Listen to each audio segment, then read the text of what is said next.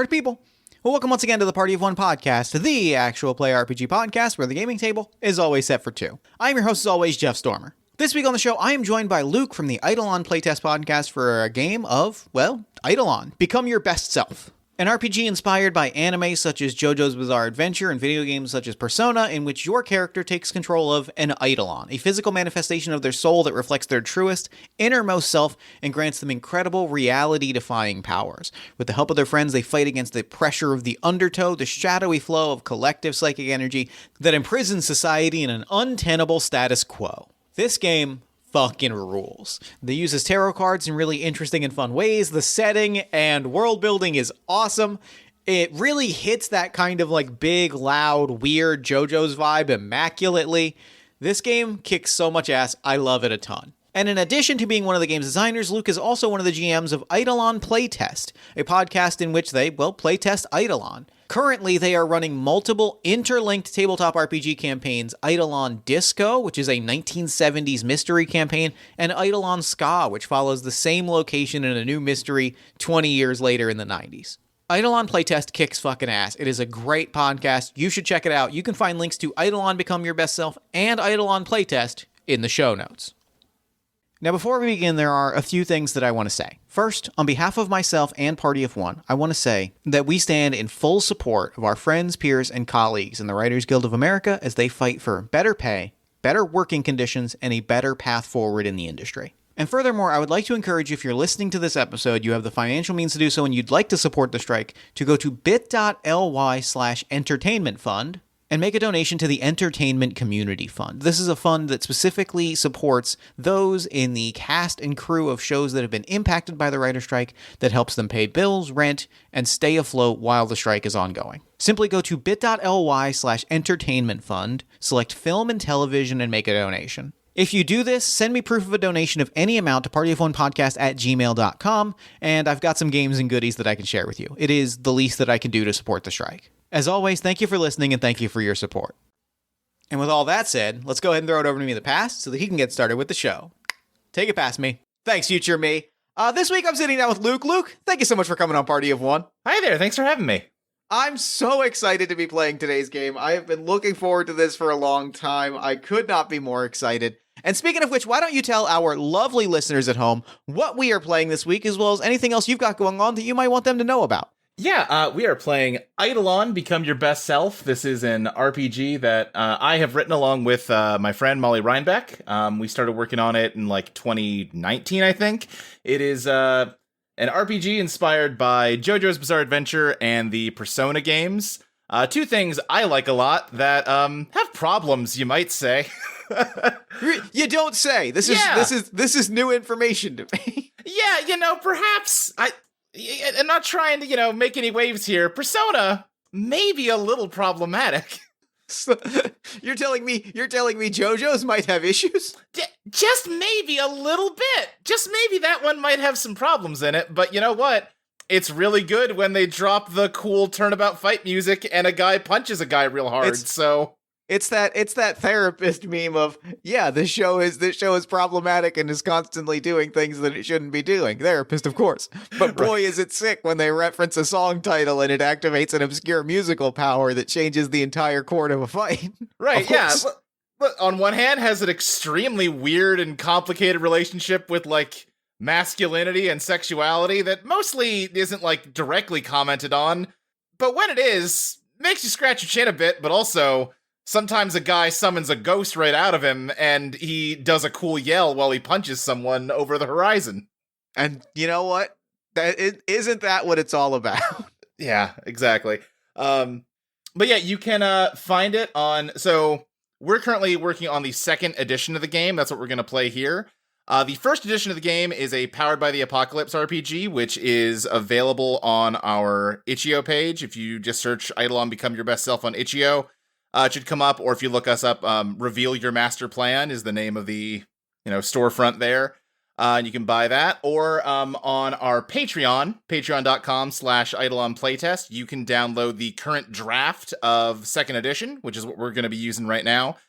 We also have an actual play podcast that we use for playtesting this game, EIDOLON Playtest. You can find that anywhere you can find podcasts, pretty much. that is an actual play game that IGM, the normal format of it is that we have 2 different campaigns going that release on alternating weeks with 2 different casts. IGM both games, and they sort of tell 2 distinct stories that end up interweaving and interlocking with one another. Right now, sort of coincident with the 2E release, we have been playing 2 games called EIDOLON Disco and EIDOLON Ska. EIDOLON Disco is pretty much, it's set in 1979, and if you can sort of imagine the sort of classic original Scooby-Doo gang, going out on a road trip, solving mysteries, but it's always, oh, this ghost isn't actually a ghost, it's a guy in a mask or whatever. And then they come home for their senior year of high school, and it turns out there was actual magic and monsters in their hometown all along that they didn't know about. And then EIDOLON Ska is set in 1999, where there is a group of kids trying to investigate the mysterious disappearance of the kids from EIDOLON Disco. So obviously there's a lot of interplay there, and those campaigns are both a lot of fun. You can also go back and listen to our first 2 seasons, EIDOLON Rock and EIDOLON Pop, they got real complicated by the end. A lot of Kingdom Hearts DNA sort of bled into those over time, but they start off pretty simple. I love it. I mean that feels true to the game. That feels true to the spirit of JoJo's. And if it's not getting elaborate and complicated, what are we really doing here? Yeah, sort of the halfway plot twist of the first season. Not really plot twist. It has nothing to do with the plot, but sort of revealing that I was pulling more from Shin Megami Tensei in general and not just Persona, so it gets really kind of abstract and out there in the back half of those stories. I could not be more excited. I'm putting the finishing touches on my character. I am picking my advanced move, but let's walk through the character creation process, and then we'll talk through a little bit about what we want from the scenario today to kind of get us rolling. So, talk us through what the character creation process for the game looks like.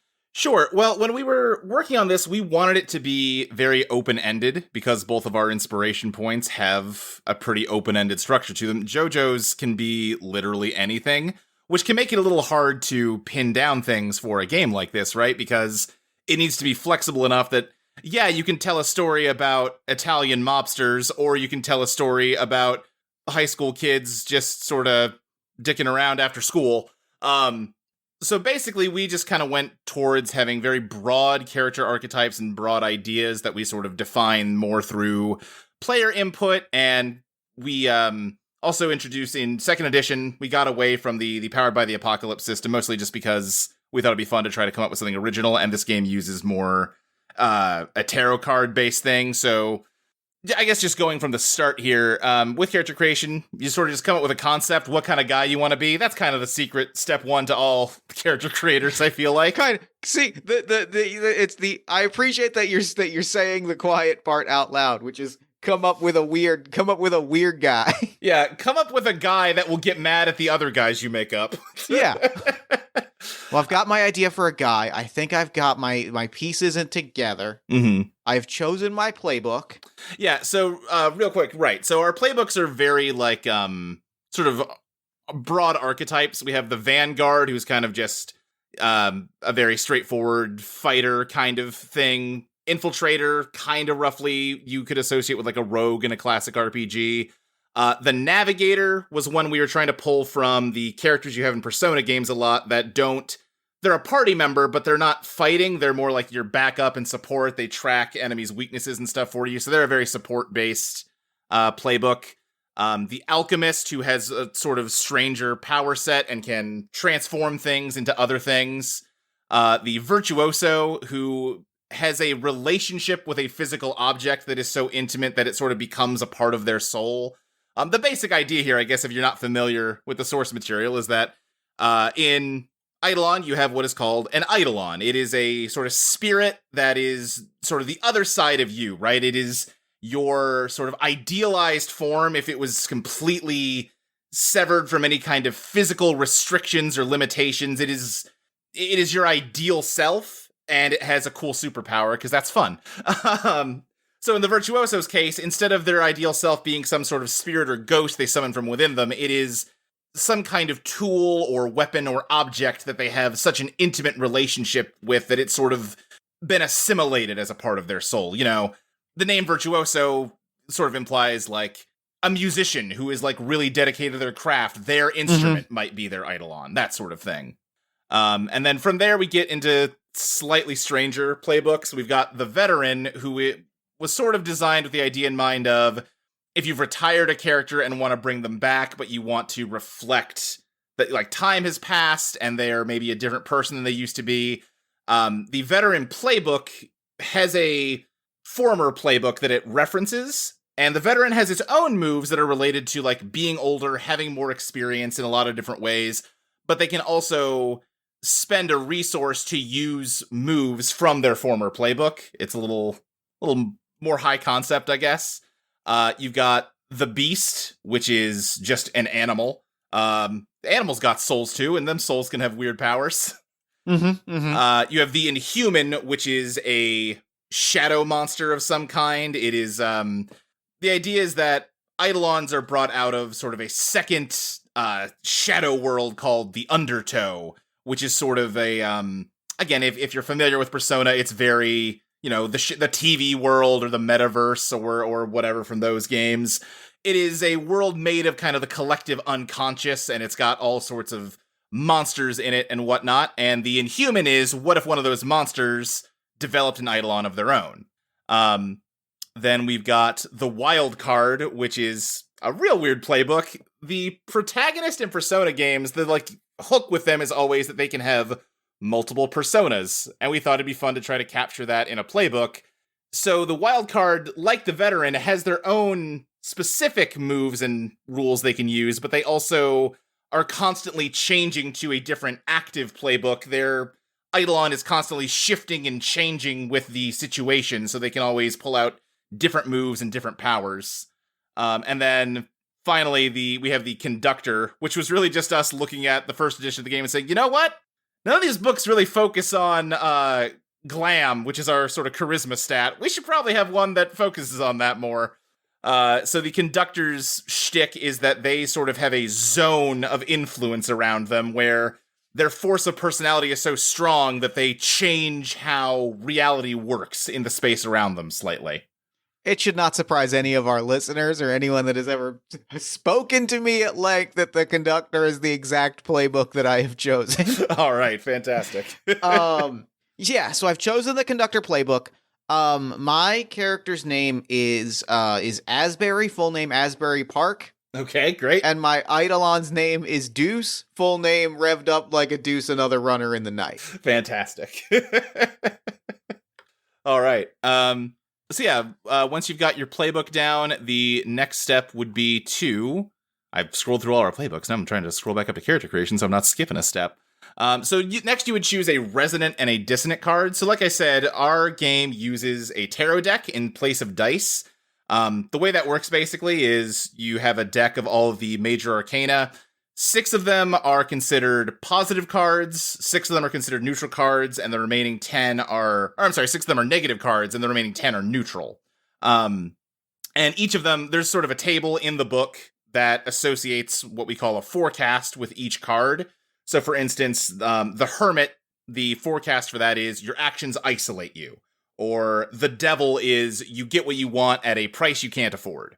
So as part of character creation, you choose what we call a resonant and a dissonant card. These are 2 neutral cards that sort of help define your character in almost sort of like a astrology sort of way, right? So one of the neutral cards will be your resonant card. It is a card that sort of represents who your character is, what they vibe with, what kind of person they are. And for you only, that card counts as a positive card instead of a neutral card. And then your dissonant card is a card that is kind of sort of defines your character by saying this is what they aren't. This is something that they just do not vibe with at all. It is sort of antithetical to them. So even though it's a neutral card, when you play it, it's considered negative. Okay, I've got my resonant and my dissonant card. Okay. I've gone through them. I've gone through the forecasts as well, and I think I found the 2 that feel right. for what my character's belief structure is and like what they represent in a lot of ways. Asbury's resonant card is death.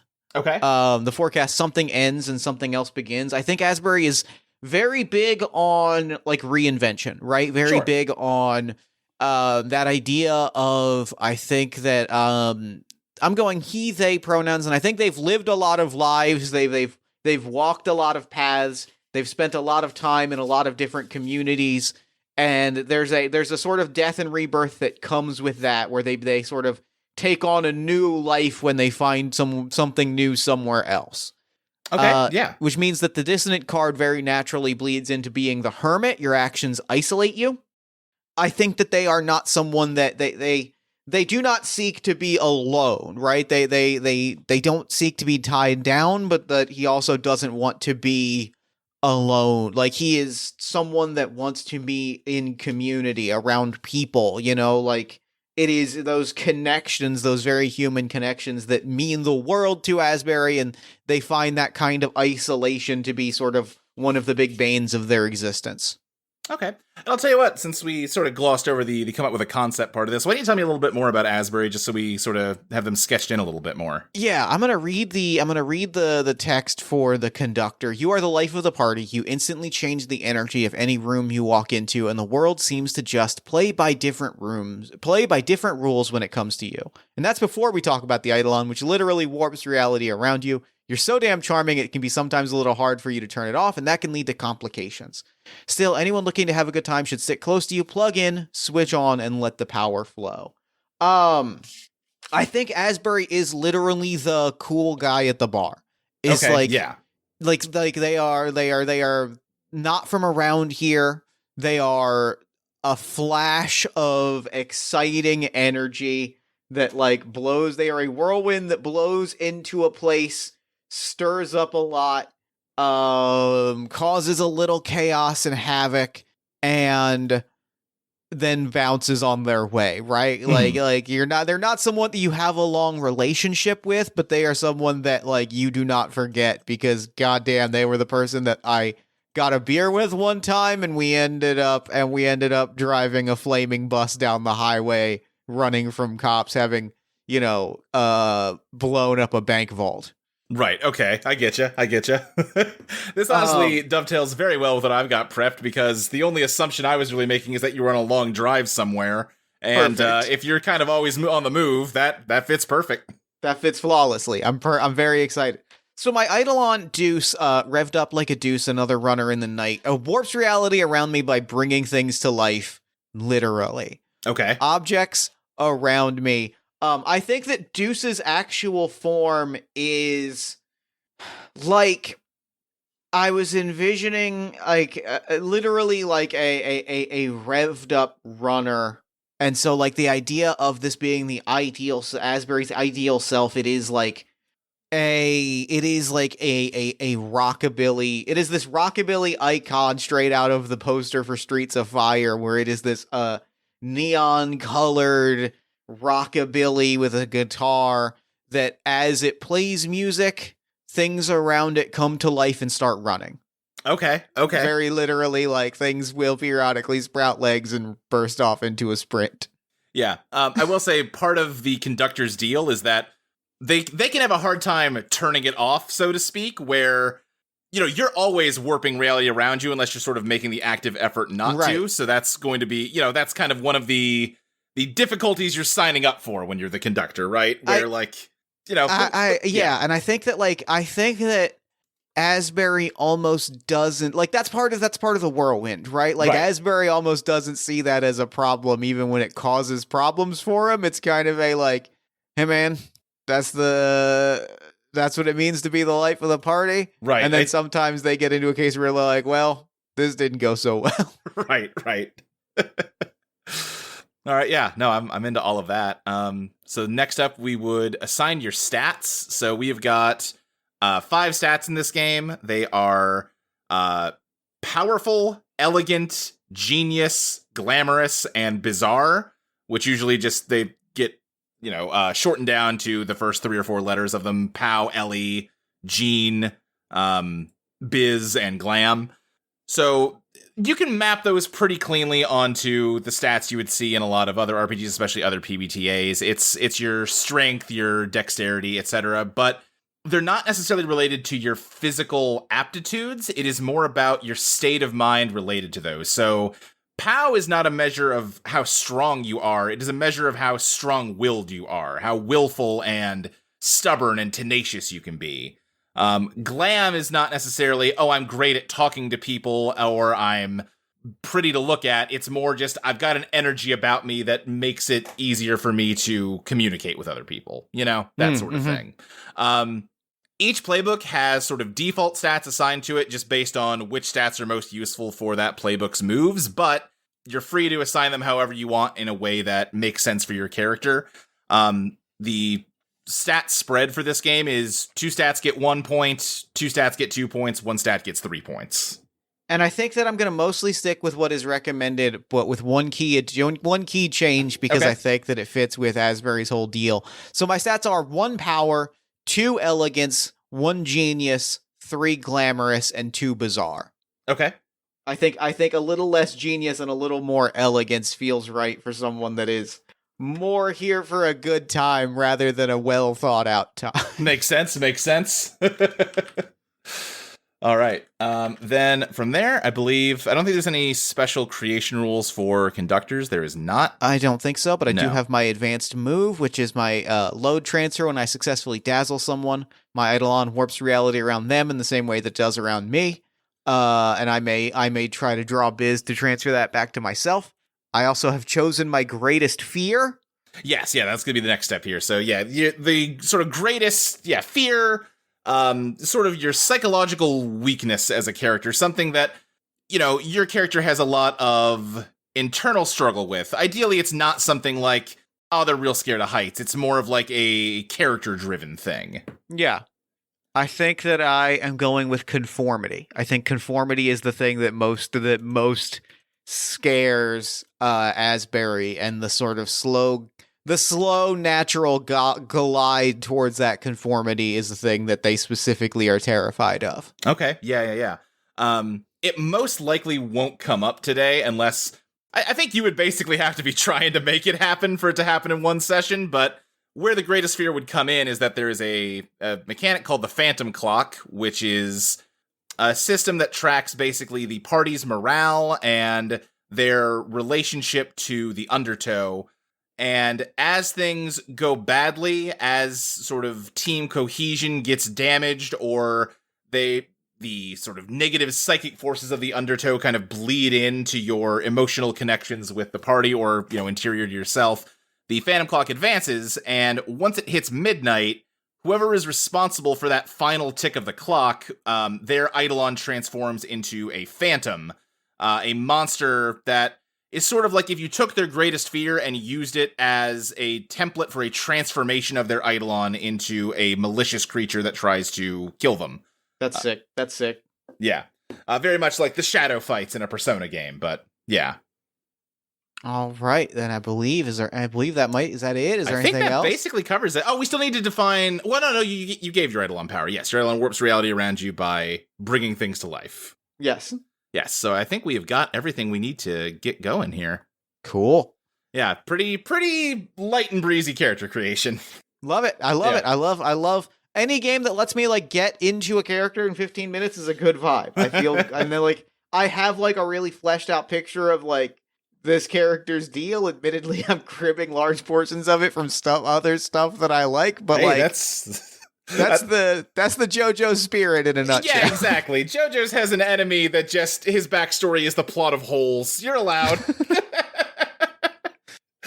All right. Well then, like I said, my GM notes here have got you on a long road trip. Let me just ask you some questions to flesh this out a bit. Where are you coming from, and where are you headed to? I am coming from a small town, a small farm town. There is a dust cloud on the horizon. I think that the visual that we see, I think I am headed to, in Asbury's words, I'm sick of the small town life, and I'm heading to the big city for a change of pace. And I think the thing we see that kind of calls that into contrast is like a smoke cloud on the horizon, or like a mix of smoke and dust on the horizon back in the direction of this small town, and the dots of pickup trucks and dusty old cars. Very the vibe is like a Lupin opening where you see the beetle just barreling down, being pursued by everyone and their mother. Right. Asbury is tearing down this highway, outpacing these chasing people from this small town, heading to the big city for a change of pace. Okay. What does Asbury's car look like here? I mean, you said beetle, but I don't know if you meant literally he's got a car like Lupin's. I am envisioning like a I'm envisioning specifically beat up, dusty, rusted, primer coated, like a cool looking sports car in theory. If it were taken care of, but it looks like it is a cool looking sports car that has seen much better days. Okay. Yeah. We get a lot of poker face vibes here. a lot of poker face energy, like that kind of that exact kind of like everyone that looks at your car is like, this would be such a good car if you took care of it. Yeah, and it's like, well, for the price that I got it, this is what it looks like. Right. Okay. Then yeah, you are tearing down the highway in being given chase by just a bunch of cars behind you. What'd you do? I gotta know. What did I do? What's a good small town name? Let me think here. My mind immediately went to what's a cool European city that this small farm town's named after for no reason. Luxembourg. I'm so glad that we both went to the exact same city. In New Luxembourg, the Great Fire of New Luxembourg is going to go down in the history books. No one is going to exactly know what started it, except for the people that were there when a bar fight got real out of hand, and then the kegs and taps started throwing hands themselves, and things escalated. A fire broke out. But to be fair, you don't insult a guy's jacket. You just don't do it. No, absolutely not. How many things are alive in your car with you right now? I think it varies. I think that like it's one of those things where like this is a great character idle animation moment, because I think that like in these interstitial shots, it's a lot of I am driving and just having a moment of like, yeah, obviously I could have let it go. I see that now, and we get a shot to like the tape deck. It spits out a tape.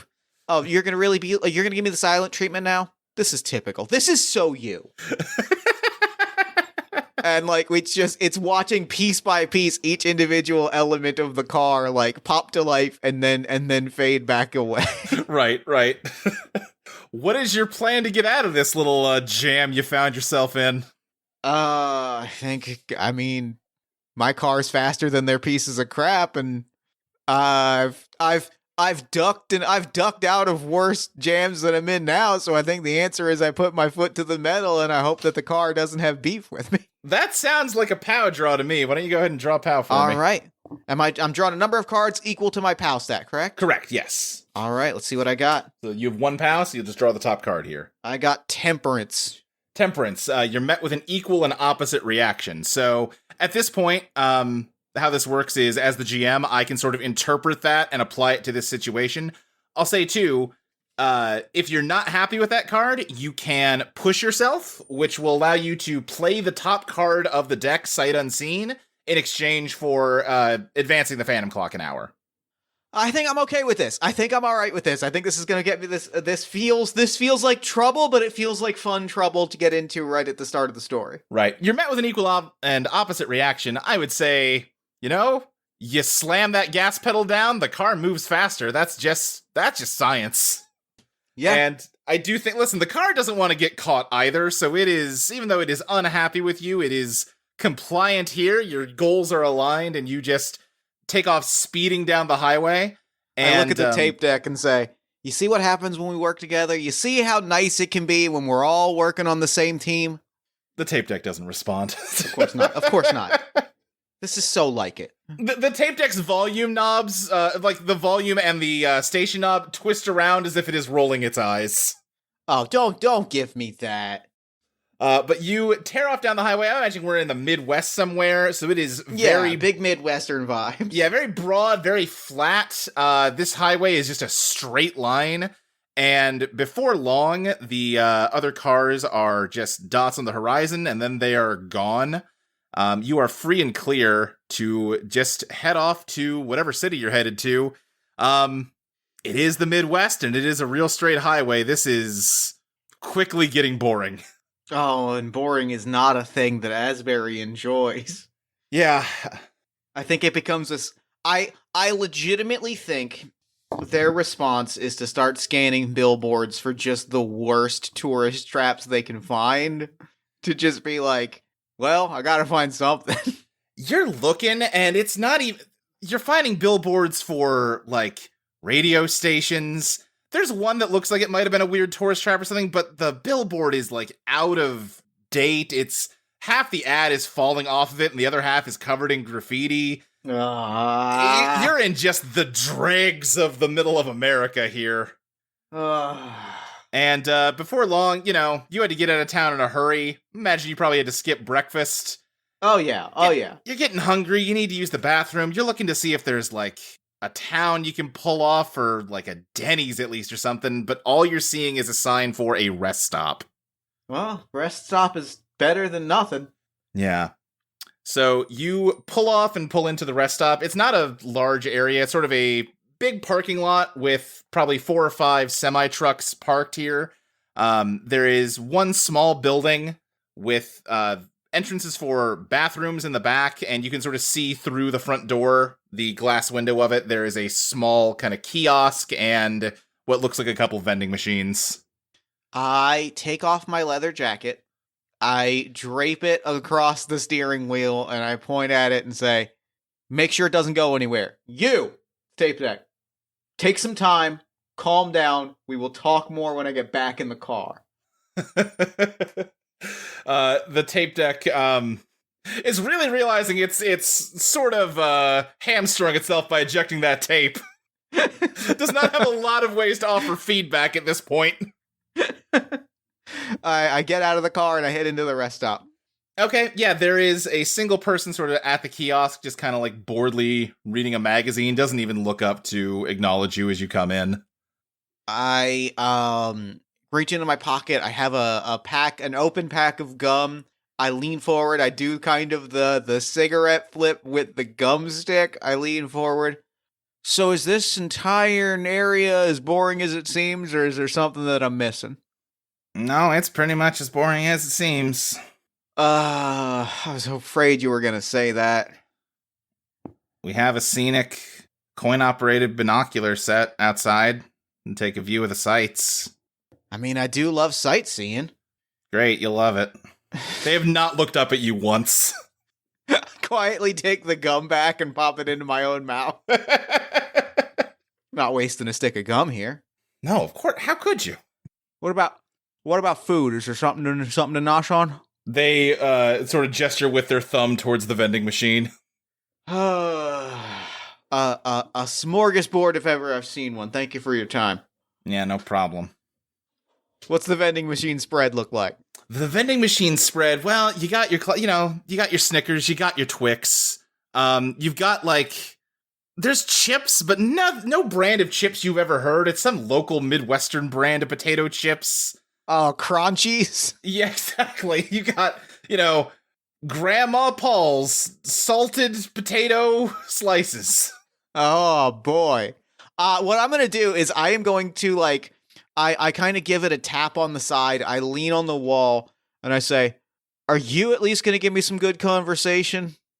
Let me think here. I wasn't ready to play a vending machine this morning. I think it just says, well, what kind of conversation you looking for there, partner? What's the real scoop of what's going on around here? I gotta tell you, I've been driving all day, and the hunger is one thing. Those potato slices, are they as dire as they sound? First off, I guess that's my first question. Well, friend, I don't got a taste bud to be seen within me, let alone any kind of digestive tract, so I can't really offer much of an informed opinion regarding the flavor or eating experience of anything inside of me. That's nothing new. I guess I can't fault you for that. So is there something going on around here? Because I got to tell you, the hunger is one thing, but the highway hypnosis is starting to hit in a way that is, frankly, hazardous for anyone on the road.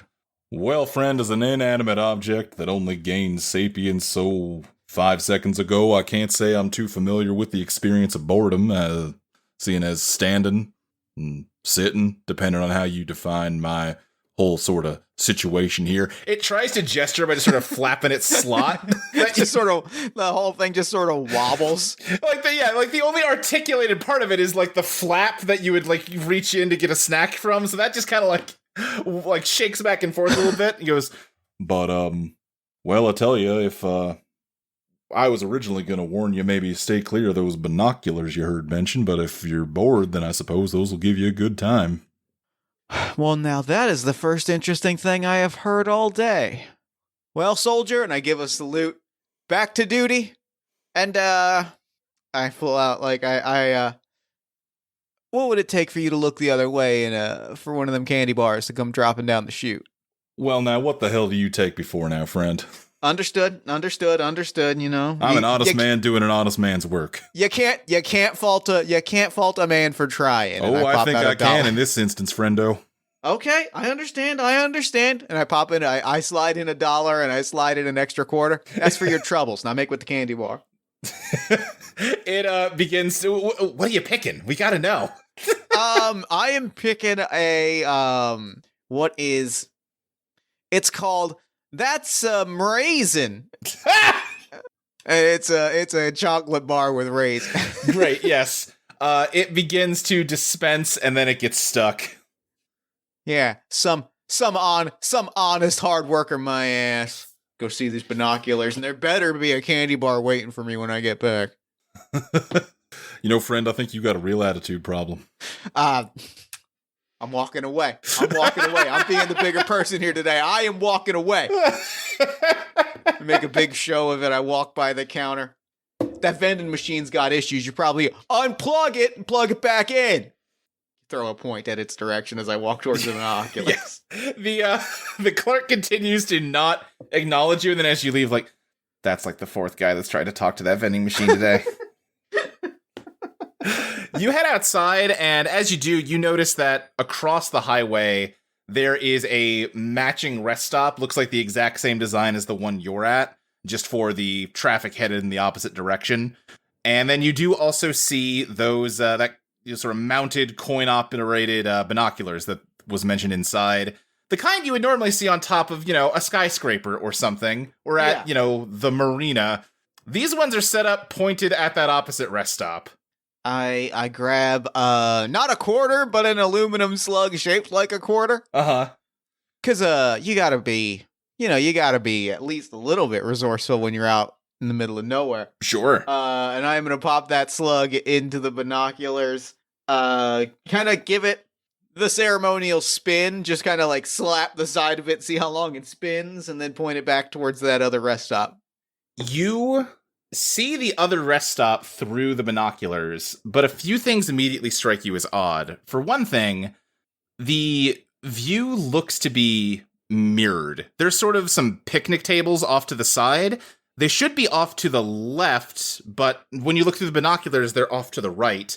But that's really sort of playing at the back of your mind, as the main thing you see is yourself standing at the opposite set of binoculars looking back at you. Huh. Well, I mean, at least I'm looking. I think that we lock eyes with each other. Mm-hmm. And I think I kind of give the, like, one hand slide back through my hair, adjust it slightly, give, like, a really nice thumbs up. At least my other half is keeping their appearance up and running. Guess I should probably go figure out what's going on with this. The other one of you goes to give the same thumbs up and then suddenly stops and collapses. Oh. Good. Was worried this was going to be an uneventful drive. And I think I'm going to hop back in the car and try to make my way over to the other side of the highway. Maybe that's what you try to do. But as you pull away from the binoculars, you can see your car on the other side of the highway. Okay, you know what? I've tolerated a lot of things from a lot of people, but the two things that I will not tolerate is somebody talking trash about my jacket as previously established, and two, that same jacket failing to keep the car from driving to the other side of the highway. All right, I got to make my way over there. You realize that the sun is not in the same position as the sky as it was previously, and it hits you that it is not that your car has moved to the other rest stop, it's that you have. Oh. And I think at that moment you hear a deep voice say, "Your soul has been separated from your body." All right. Now we're talking. A sort of heat mirage in the shape of a sort of human adult form appears in the air in front of you, and it slowly gains more definition as it fades in. It is a body made entirely out of street signs that have been bent and molded into the shape of a body. You can see lots of just pieces of, a stop sign or a one-way sign or a roadwork sign that covers them head to toe except for their head. Their face is just an empty black hole, and inside of it, two very tiny, sort of old-fashioned looking traffic lights are hanging down in place of where their eyes would sort of be. And across their chest, the way that the different road signs come together and cover one another up spell out the words "safety dance." Hey. How about you stop, yield, and give me a little bit of information? And I throw just the worst grin that you've ever seen. I'm about to be punched in the face grin. As I have said, you have been separated from your body. The moment you looked through my binoculars, your soul was sent to this side of the highway. So then I just look through the binoculars and I go back. It is not that easy, my friend. All right, well then how about you give me a sign of what I'm supposed to do to get back there? It points across the highway to the other set of binoculars, and he says, "The current Frogger world record holder is a man named Michael Smith of North Carolina. He played the game for over 7 hours straight, escorting more than 2,100 frogs across the highway and the river to their homes. Compared to his efforts, the task before you is quite simple. You need only cross this highway one time and touch your body to free your soul from my grasp. In Frogger, each frog is given only 30 seconds to reach its destination, and you are similarly bound to a time limit. Without you to act as its animating force, your body will slowly wither and die, and without a body through which to consume nutrients, your soul will fade away. However, more pressingly, the attendant across the street has already reported an unconscious man to emergency services. An ambulance will be here within only 180 seconds, at which point your body will be taken to a hospital. With no information on where your body has been taken and no means of transportation, you will have no hope of reaching it in time." Do me one favor. I got one clarifying question. Yes. You ever hear the one about the chicken that crossed the road? You are wasting time. I figured it was worth a shot. And I'm going to kind of back up, do a kind of spin on the back of my ankles, and start to cross the road. This highway has been just desolate, empty for hours. But the second you step foot on the first lane, you hear the roaring of an engine barreling down the highway. Ain't that always how it goes? And I think what I am going to do, I am going to look at the car, look at the truck that is barreling down on me. Mm-hmm. Like hands in my pockets, kind of like take a step back and kind of do like a running jump to kind of jump onto the front of the car. Okay. Jump onto the front of the car, to kind of like propel give myself a propelling forward. Okay, so are you trying to like sort of jump up on top of it? Yeah, and Okay. then kind of use that to kind of get like a higher jump to make a little bit more progress, both to dodge the car that is immediately in front of me and to use that as a propelling thing to throw me a little bit further across the street. I see. Okay. Go ahead and give me an elegance draw. All right, that is 2. So talk to me about what happens when I draw 2. So you'll draw 2 cards, and you can play either one of them based on which forecast you want. Like before, you can also push yourself to play the top card of the deck. Oh my god, I really wish that I didn't draw these 2 cards side by side because they feel like great cards to draw on separate things because I drew both the Magician and the World. Oh yeah, So This those are would have both been great to draw those on separate pulls. those are both positive cards. The Magician is you achieve the impossible, and the World is for just a moment the world bends to your will. I think I am going to fall back on the World for just a moment. The world bends to your will. Okay, Because so real I quick, think that card will get discarded, and the Magician will be put on the bottom of the deck. Got it. Okay. Good. Okay. Good. That means the Magician is still available to me, which I was specifically afraid of. So what? Because like I think that the World matches a vibe of like, at least in this moment, the obstacles before me are largely inanimate objects, and if there's one thing that I think Asbury is specifically comfortable with, it's dealing with inanimate objects. Sure, that makes sense.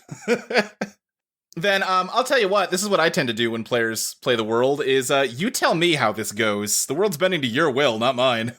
I think I jump onto the car. Like I jump onto this like big 18 wheeler. I kind of do like a little bit of like a stair walk onto it. The thing starts to swerve. I kind of put a hand on the windshield and I'm like, "Hey friend, could you just do a real quick just a swerve to the right just so I can kind of start to leap across the street and then just go ahead and give yourself a ride. I don't want to scare this poor little driver." And we get some of that CB radio static and then that's a big 10-4. You know, we got a fly on the windshield. As long as that fly hops off, we'll get right back to driving. That's a big 10-4, buddy. Over and out. And like the thing kind of like veers to the right, hurtling me effectively like a horse bucking, but it's an 18-wheeler. Bucks me in like catapulting me to like down the way of the street, and then like kind of like slamming back down. You hear the crunching of metal, and it just rolls down the street like it never stopped to begin with. Great. So this is a 3-lane highway, 3 ways on both sides. I think this got you from the first lane over into the 3rd lane, which you land. There's also sort of a long, wide, kind of grassy median in between the 2 sides of the highway. So you're almost, at least momentarily, safe. But I think as you land, you hear up from below you just, "Hey, what's the big idea? You ain't supposed to be doing this! We're for cars!" And all the little individual, like, pieces of gravel in the asphalt are just kind of rattling beneath you. Hey, don't blame me, blame the sign guy. It ain't my problem. You think I'm choosing to do The this? sign guy ain't the one walking on us, is he? Oh my god. So now I can't even walk here? Is that what I'm hearing? Hey, you know what? How about you, get the hell off of us? How about you shut the hell up? As you're arguing, another car is coming your way. I think what I'm gonna do in this moment. Let me look at my move options here for a moment and think about something. I think what I want to do. I think being the conductor. I think in this moment, as we're having an argument. Yeah. I think that like this is a charm moment, right? I think that I'm in Sure. this argument. Who's bearing towards me?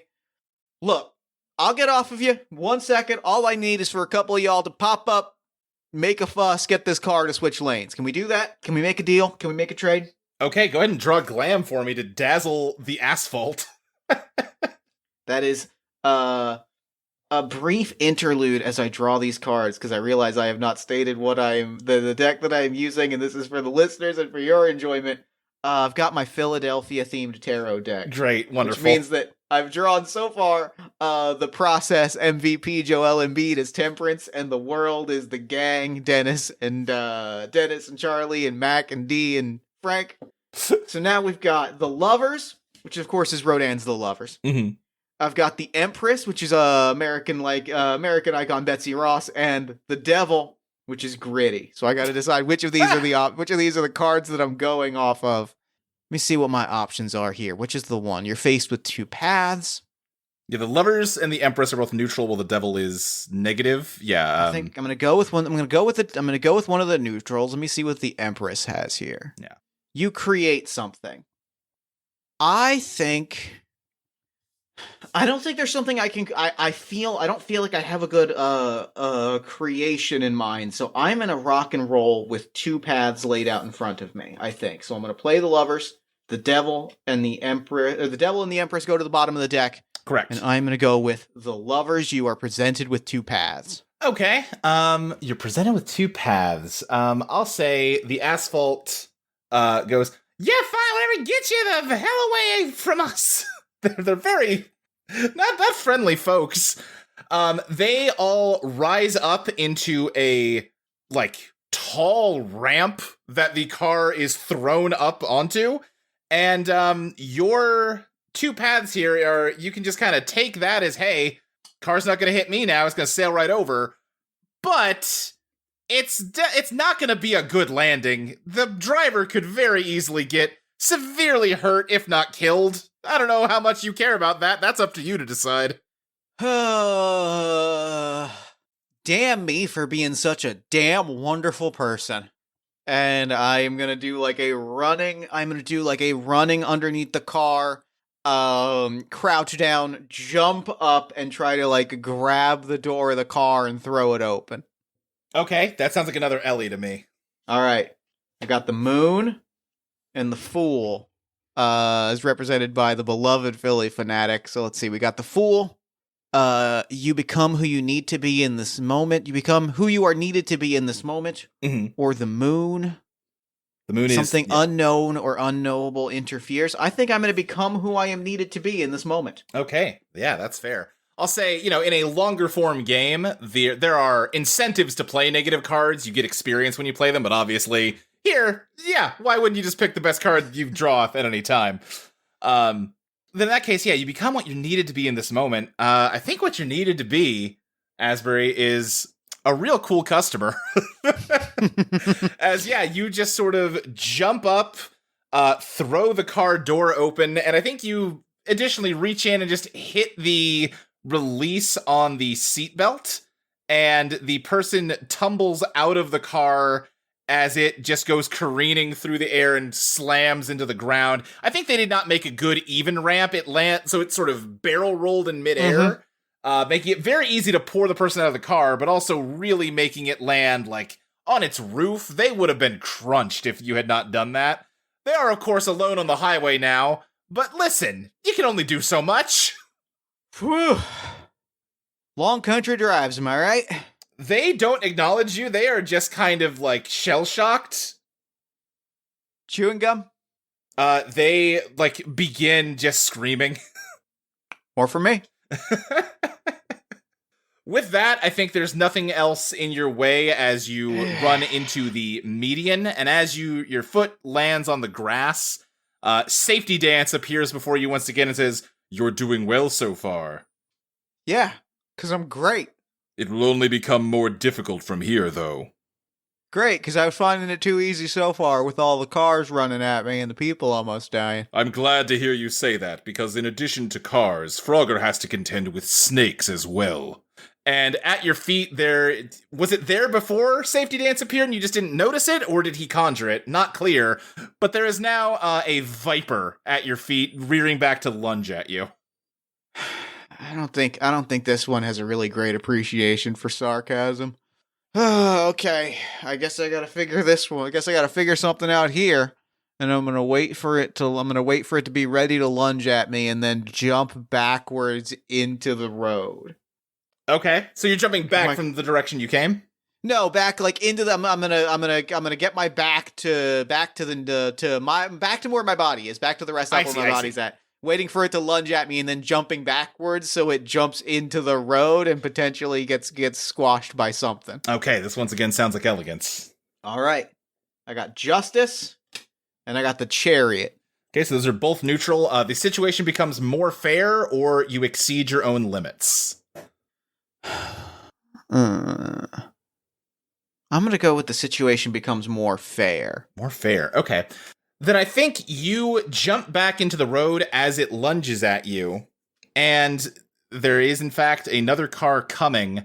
I think it's only fair that if it's going to hit this snake, I don't think you're clearing a whole car's width in I think that feels fair. Like, that feels fair and right. Yeah, so I think the fairness of the situation is that both you and the snake are struck by the car.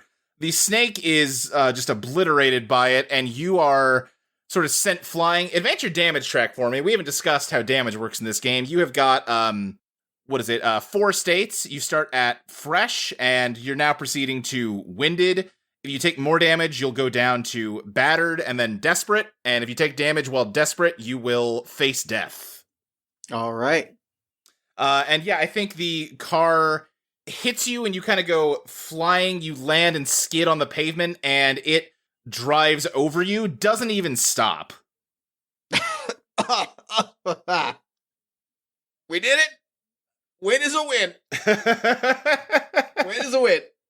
Oh, that's a rib. That's a broken rib. But you know what? Should have seen the other guy. Another car whizzes by you in the adjacent lane, the one you need to move into next. And as you kind of that gets your attention back to your surroundings, both of the next 2 lanes are extremely busy.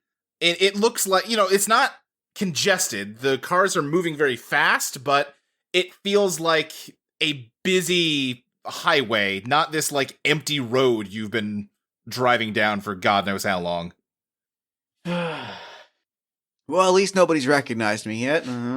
It's many cars. I figured that was going to happen sooner or later, but I will.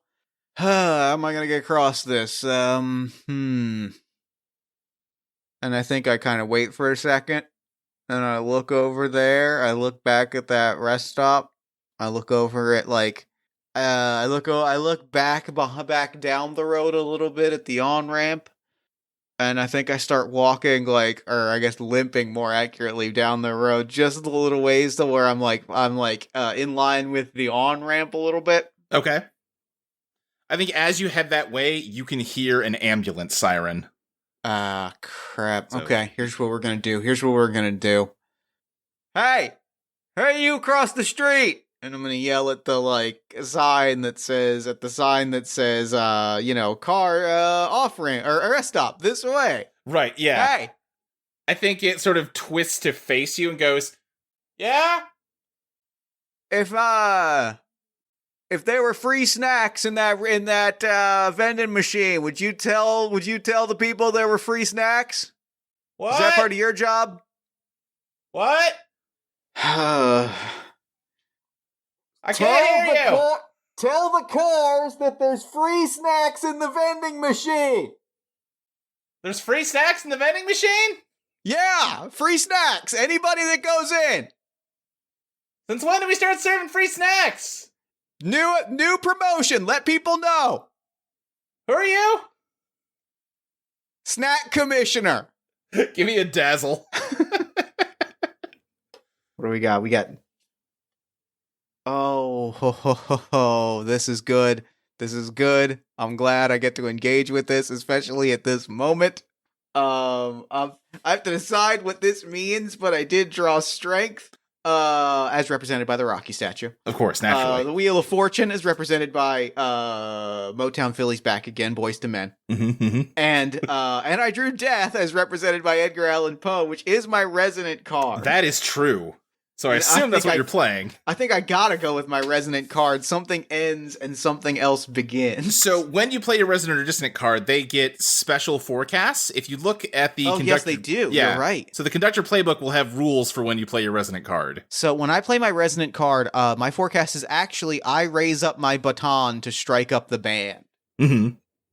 So I think Everything currently in my zone of influence must follow it until the task is complete or the scene ends. I think that, like, as I'm yelling that, I think I yelled that I'm the snack commissioner. I Yeah. think that everything in my zone of influence, which is like everything in like a 15 feet range, which is at least a couple cars passing by at this moment. Right. I think that the sign changes to free snacks this way, and cars just start veering off of the road into the entrance ramp, creating a little bit of a traffic jam. Great. Beautiful. I love it. With that, the highway is much more clear. You start to sprint across it, and then Safety Dance appears floating next to you and says, what does it say here? That was a clever move, but allow me to retort. And suddenly the ground beneath your foot caves in, and a pothole just spontaneously appears in the highway. And your like foot gets caught in it, you trip and fall. I think we cut to a pickup truck driving down the road who just says, boy, if there's one thing that I hate more than anything else, it's free snacks. You should have to earn your snacks, damn it. And he sees that sign, gets so angry that he floors the gas, and now he is bearing down on you. What do? You know you're a sore loser. Yeah, I got a car barreling down on me. I got a giant pothole. I know exactly what I'm gonna do. I'm gonna do what I seem to do best, or at least what I've been doing best all day. And I put my hand. I look at the pickup truck. I put my hand to my nose. I go, neener, neener, neener, neener, neener, neener, neener. And then I just book it down the highway, trying to draw the truck to chase me on towards the rest stop. Okay. What is your what do you hope the outcome of this will be? I hope that the outcome of this is more so that, like, it sounds like you want him to hit you to send you flying towards your body. Is that right? You know, it wasn't that. It was. My original thought was that, like, that I needed to account for the fact that people needed free snacks, and so I could get the car to tear into the rest stop, hit the vending machine, snacks come tumbling out, and people get free snacks. But also, if I get hit and hurtled onto my body, that also seems like killing two birds with one stone. All right, I think in either case, give me a reveal your master plan. So you're going to draw Genius for this move, but instead of drawing from the top of the deck, you're going to draw from the bottom of the deck. Okay. That means that I am drawing one card from the bottom of the deck. So it's going to be a card you just had.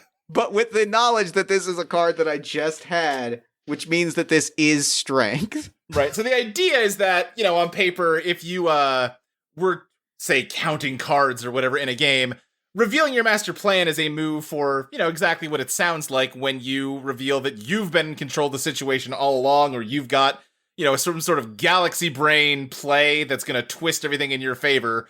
So to reflect that mechanically, you can also wait to deploy your master plan until you know there's something good on the bottom of the deck. And, like, honestly, like, this is the exact picture of what that is supposed to look like, right? Right. Strength is you triumph through force. It is a positive card. Yes. Like, it is the bottom of the deck. I knew it was there from the cards that I had drawn last round. Like, this is the time when a master plan is going to exactly work in my favor. And it sounds a little bit like force in this case is that I'm going to brace myself and take a card to the face. Right, you triumph through the force of a pickup truck impact on your body. So I'm probably bumping up that damage track. Good, bump up your damage track. Not common to take damage on a positive card, but, hey, sometimes. You are now sailing through the air, just flying directly towards your crumpled body at the base of those binoculars. You're gonna make it. You're gonna hit him just right. And then as you are about to, you're closing in, and then all of a sudden, two paramedics rush in and pick up your body and move it, so you just land on the pavement where you were as they load your body onto, a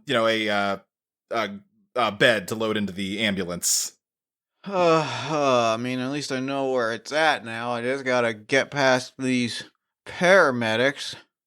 I think it's just gonna have to be a run and jump over the paramedics onto the body, at which point I touch my body and we rejoin. Yeah, I think that's going to be another POW. All right, and that is the Hanged Man. The Hanged Man, you are faced with an impossible choice. Let me think about this one for a moment. What sort of impossible choice do you have to make? I think they've got the sort of bed over at the ambulance. They've kind of like, they've got the legs collapsing up and sliding into the back of the truck.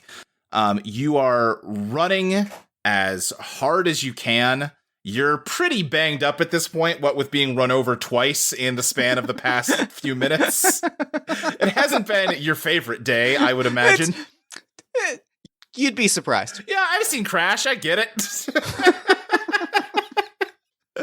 But you are, less, you're trying to sprint, but it's more limping. And I think I'm trying to buy myself time while I think of a good impossible choice to get you here. And so far, my brain's just sort of sitting there reading a newspaper like, oh, do you need me for something? Oh.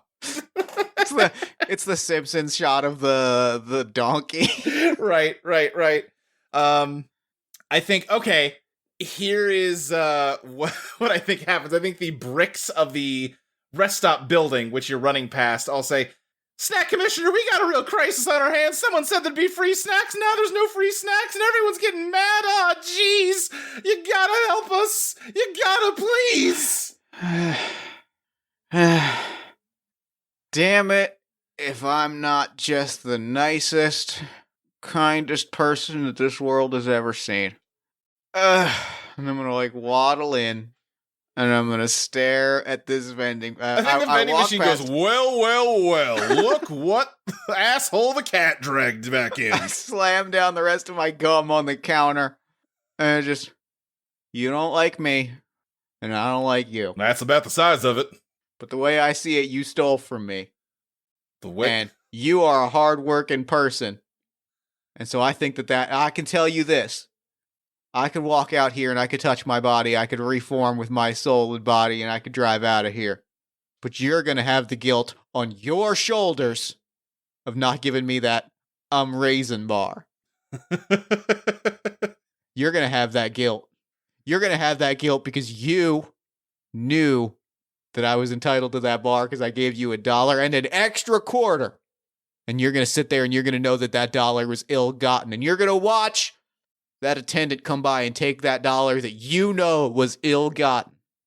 Like this is being intercut with shots of the ambulance packing up and getting ready to drive out, but they're caught up in the traffic too, so they're not immediately driving off. And every time you serve a snack, it's going to be in the back of your mind that you stole something one day. Give me one more dazzle. I am offering you a chance for redemption. Yeah, give me one more dazzle. That is the Sun, the Star, and the Hermit, which is my dissonant card. Yeah, the other two are positive, though, so I think you're doing just fine. I think I'm doing okay. Yeah. A new path reveals itself. You are given cause to celebrate. I'm gonna go with given cause to celebrate. Okay. I should have asked you this before we started. Am I allowed to swear on this show? Oh, 100%. Okay. My go-to answer is fuck yeah. Okay, great. Just wanted to double check. I probably already have and didn't think about it, but I think the vending machine goes quiet after your speech and goes, "You goddamn son of a bitch," and it rattles and drops the candy bar. There's a lot of people out there that are coming for free snacks. This is your chance to make right with that. Make right with that guilt. That I'm raising is the first of many free snacks today. But you're going to go down in history as a legend. You hear me? Now, wait, hold on one goddamn second. What do you mean more? We're settled up, friend. We're settled up. But you need to settle up with your own heart. Now walk off.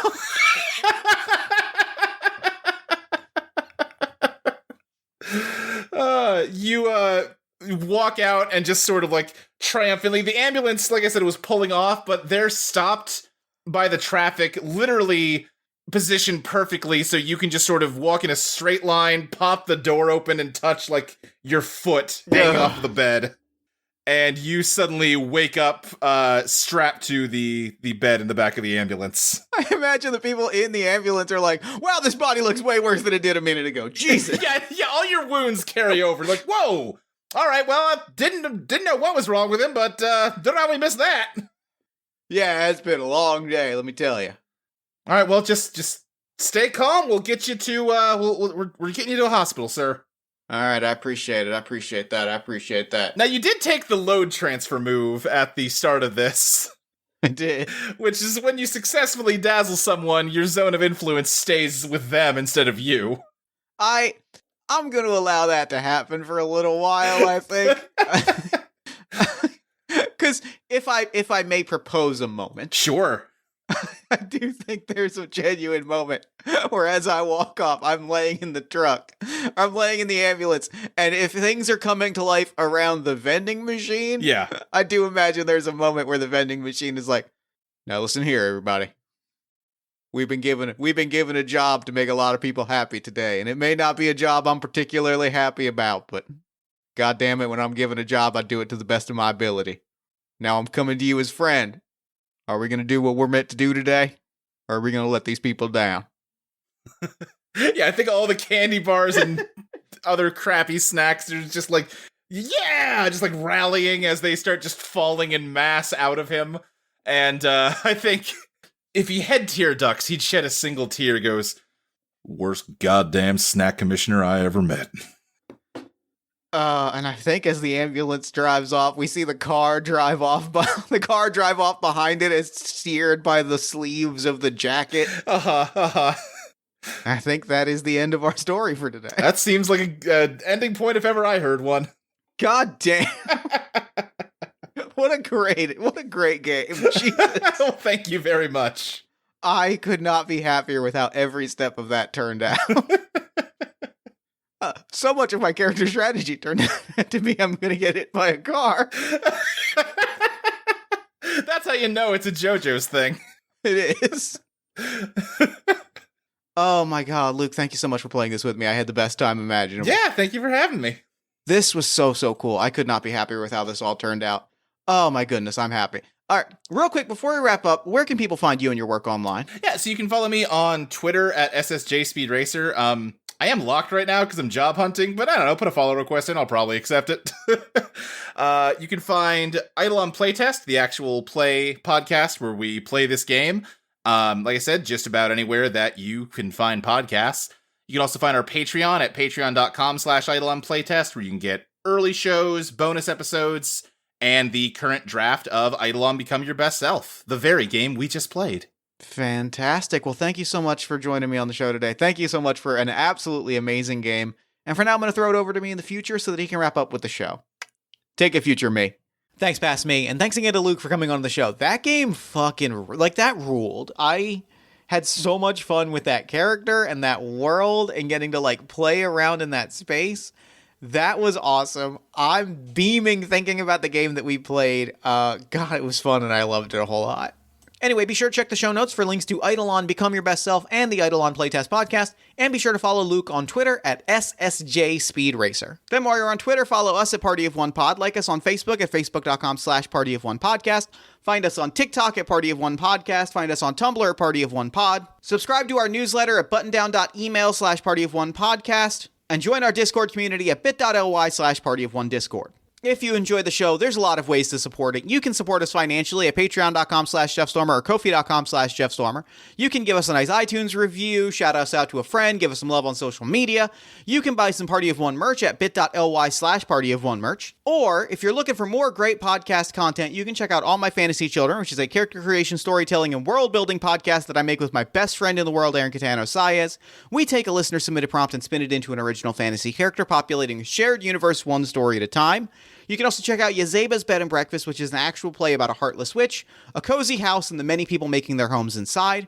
Both of those you can find wherever you get your podcasts.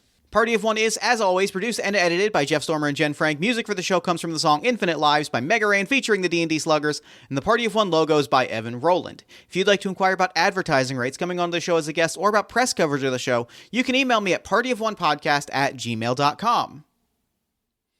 And, unless I am mistaken, that is all we do here. So until next time, thank you so much for listening. Remember to fight the forces of fascism every single day. Remember that self-love and self-care are radical and defiant acts of resistance. And as always, party on, everybody.